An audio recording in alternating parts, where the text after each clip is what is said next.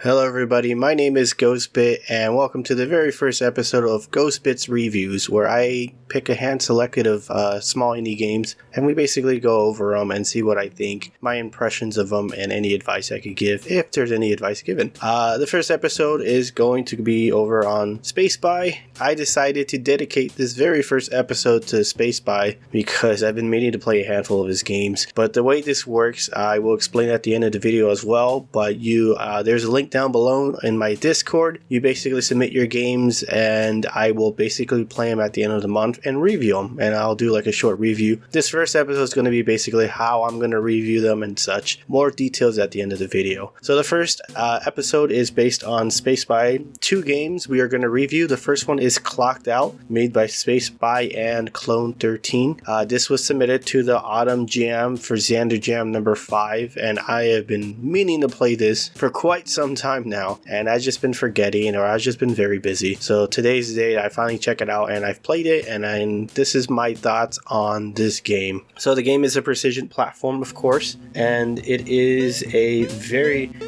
good game. Art style, let's start with that. Clone 13 did a fantastic job. He really got the mood of the game, and the art is fantastic. It's well lit. It's great. The soundtrack is phenomenal. It really fits in with this game as well. A round of applause here for Clone 13. He did such a great job. Spacespy, in terms of level editing, he did fantastic. You can tell he's really played a lot of precision platform, and he knew exactly how to design these levels. The team of Spacespy and Clone 13, that is one deadly team right there. These guys go hand in hand, and their hard work shows it. I love when they team up and they make fantastic games, and I would love to see more of their team up in the future, whenever that will be. But let's move on. I love the game. The game's about you play as this little clock, of course, and you have to collect these little times. You're cursed, and if the time runs out, you die, of course. So that's where the precision platform comes in. You have to run and hurry up in a quick manner, and it really sets the tone. I really love what they did here. They really went with the theme,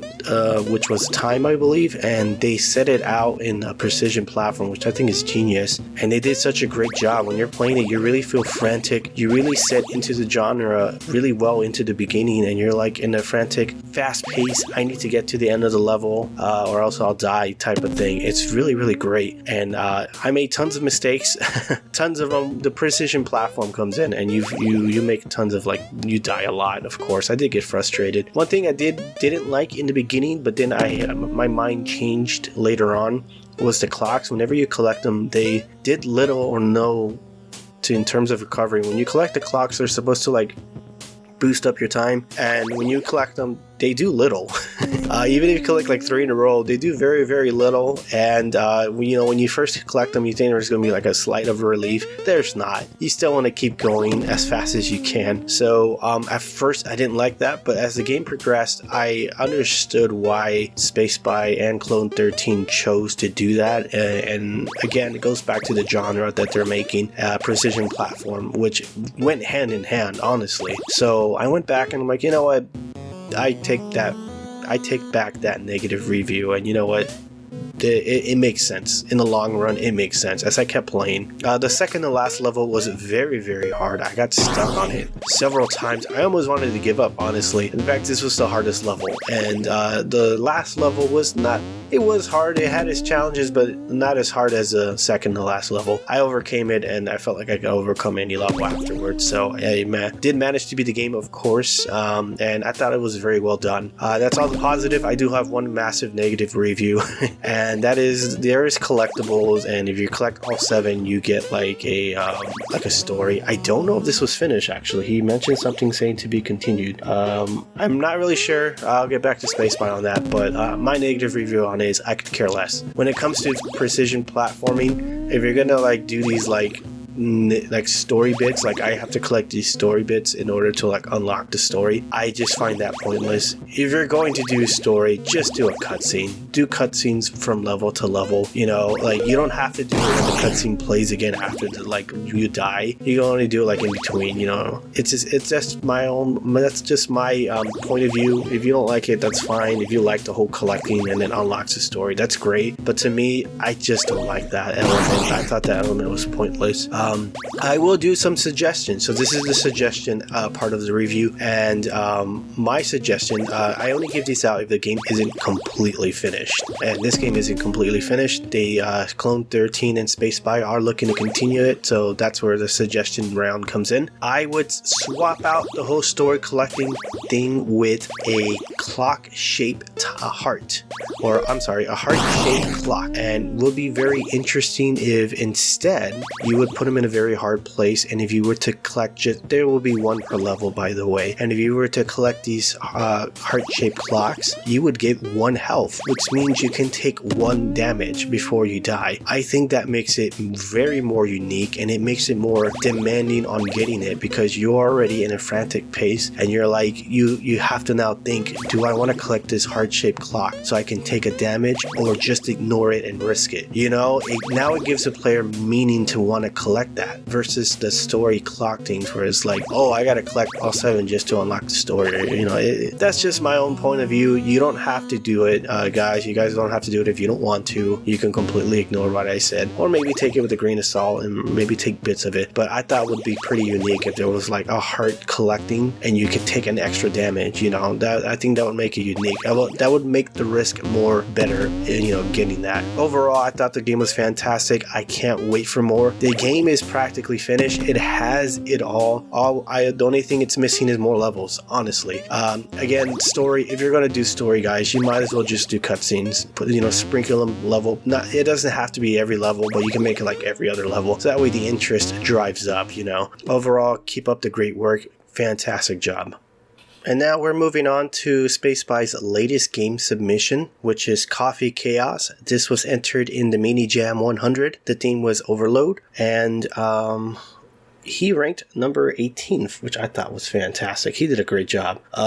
So I decided to review this as well. This is going to be a short and simple one. The game is based on Overcooked. And instead, the twist with this one is you make coffee. And I'm not a big coffee fan, but I decided to play it anyways. And I thought the game was okay. The art was done by Ian B. And I thought the art was okay. It was a good job. And the game, now I'm gonna get straight to the negatives on this one. And I didn't like, in the beginning, I didn't know what to do. Despite me reading the instructions, it would have been nice if like you went up to the machine and like a text would pop out when you were near the machine. And it'll tell you, press E to make, you know, coffee, or press E to pour milk. I thought that would have been great. The order of it was out of like sync. It was all over the place. But then that's where the whole Overcooked inspiration comes from. You know, you gotta really work for it. It would have been great if there was some sort of instruction on which machine to go first. Again, I don't make coffee. I don't like coffee. I rarely drink it. So someone like me would have like no clue where to start. But I'm pretty sure if you're a coffee fanatic and you love coffee, you would know exactly where to go. Game wasn't meant for me. Anyways, but once I got in the groove of things, once I figured out what to press, I got the game flow going, and I think it was okay. I mean, there was very little to do. You can only make just coffee and that's it, and the customers only ask for just 1 drink. It would be nice if they were asking for multiple drinks. It would be cool if there was more than just coffee to make, like tea. Like I said, I love tea. It would have been great if there was like an option to make tea, or even ice cream, you know, and then it would have been more frantic. You would have been more like all over the place. It would have really captured the Overcooked feeling, honestly, because then you would have been all over the place. Another thing I didn't like was the wall. There was a random wall in the middle of making the whole level. I think they did that just for like an obstacle stakes. I think they just put it in there just to like mess around with the player, or just to like, you know, try to make an obstacle, and I didn't appreciate it. But I mean, that's just me. It was just wonky and in the way. If you're gonna do stuff like that, you might as well put like crates or something like that, you know, like something if you're gonna go that direction. The whole wall was just like bothersome to me, but it didn't take me out of the gameplay feeling. Overall, I thought the game was pretty good. If he is looking to expand upon it, Spacespy, those are my takes. Add more drink options, have the customers ask for more drinks, and I think that will make for some fun stuff, and maybe some upgrades too, you know. Those are just some ideas. I don't know what the upgrades will be on, but like at the end of the level, you can use the cash to like ask for more cups, or maybe have like power ups where you can go faster, or or I'm just eyeballing it here. I don't know what you can add, but message me if you want more ideas. Overall, I thought the game was great. Great job, Spacespy. Now that is it for my reviews. This is the very first episode. If you want me to review your games, go ahead and join my Discord, submit your games, and you get two options. I get to put it in the video like so, or if you just want me to do like a written review, I could do that as well.